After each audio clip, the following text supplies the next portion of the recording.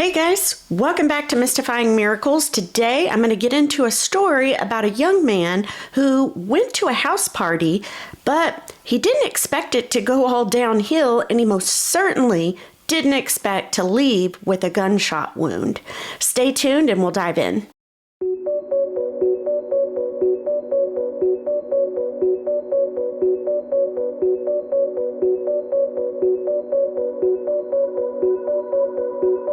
So the scene is a house party. Shots ring out. Yells start screaming, "Dial 911." Bullets were blasting this particular house where, as I said, a house party was taking place. And there was a man, a 29-year-old by the name of Fabian Gray, who was attending. He had been sitting on the couch at this house party when the shots rang out and began. Now, Fabian, this is not somebody you would ever expect to turn out at this kind of house party.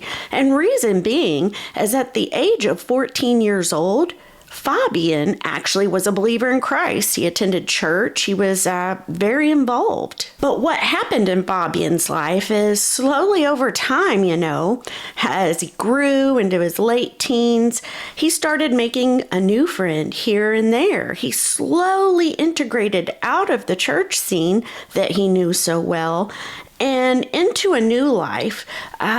Started going to clubs and, that kind of a thing, just kind of edging his foot in, dipping his toes in it, as he becomes a young adult. But one time began another and another, and he met another friend and another. And before he knew it, he was collecting all these friends that were they weren't good influences. It was always, he noticed that he was having the wrong attitude. These were the wrong friends, the wrong environment. Everything he was doing at this point in his life it was not positive. Basically, Fabian had traded all of his church friends from as a young teen, and he now had traded that in for a bunch of friends that were cocaine users. The night of the shooting, he can actually remember this, Fabian can, and he wasn't moving. When he got hit, he just kind of sat there, almost with a blank stare on the couch. He wasn't panicking. He wasn't scared. And he remembers, people running every which way. And he remembers hearing screams just galore. But, he had been shot and, not just anywhere. The bullet had actually penetrated Fabian's brain. So due to that brain trauma, is the reason being he was just, kind of sitting there in a blank stare. And as all the party goers were running to and fro, obviously they were drug users, so they were trying to hide everything they had, whether it's throwing it down, flushing it. They were panicked because they knew, okay, shots rang out, somebody's hit, authorities are going to be here. So Fabian actually remembers seeing all that occurring. The last thing Fabian remembers is when the paramedics got there, and he said he remembers them shining like a little pin light in his eyes and starting to ask him questions. And then he goes unconscious. That's the last thing that he remembers that night. He was taken to Parkview Hospital in Pueblo, Colorado, and there doctors were assessing Fabian, and they gave him a 30% chance of surviving because of his trauma, basically. They couldn't serve him well at that particular hospital, so they were going to have to care flight him over to another. And it was the flight itself that doctors said he's not even going to survive that, like maybe 30% chance, But they had no choice because they didn't have all the resources at this particular little hospital that Fabian needed. So he was flown over to Swedish Hospital in Denver, and he actually did survive that flight. Once his parents were able to make it up to Swedish Hospital in Denver, doctors told them that, look, he's not going to survive most likely, and if he does, he's going to be a vegetable, basically. He won't be able to talk, walk, have conversations, anything like that. And of course, that's due to all the brain damage from the bullet that hit him. His parents, their names were Tim and Laura, and after speaking to the doctors, they walk into Fabian's ICU room for the first time, and they said that they didn't even recognize their son. They didn't know who or what they were looking at. And the reason being, he was bandaged, because of being shot in the head. He had bandages every which way all over his head, and tubes were just coming out of the bandages in his body and being hooked up to all these machines that just kept beeping and beeping. So his parents almost just stood there in shock, like, is this really happening? Well, because Fabian pulled through this far, the doctors then revised their prognosis for him, saying that, well, obviously, it looks like he's going to survive this, but, despite that, he is going to be paralyzed on his whole left side. Well, day 4 after this incident comes around, and Tim and Laura, they walk into the ICU room to visit their son for the day, and Laura, Fabian's mother, sees a cloud just kind of like within his room, kind of over his bed. And coming out of this cloud are just little rays, beams of light, and they're radiating towards the head of Fabian's bed. And Laura says to Tim, she goes, "Oh, look up." And Tim's looking up and he's like, what? And she explained to him that she's like, it's a cloud. She's like, it's a prayer cloud. Don't you see the prayers?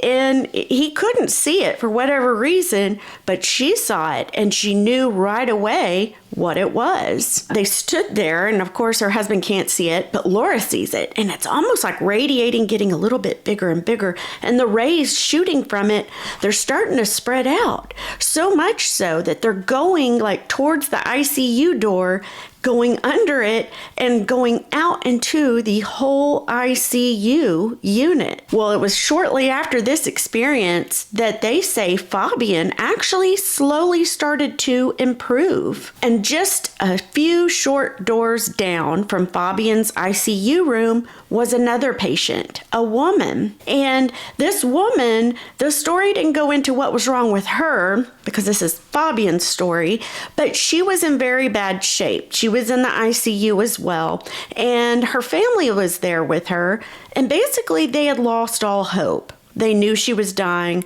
She wouldn't be around much longer, according to whatever her situation was and the doctor's prognosis.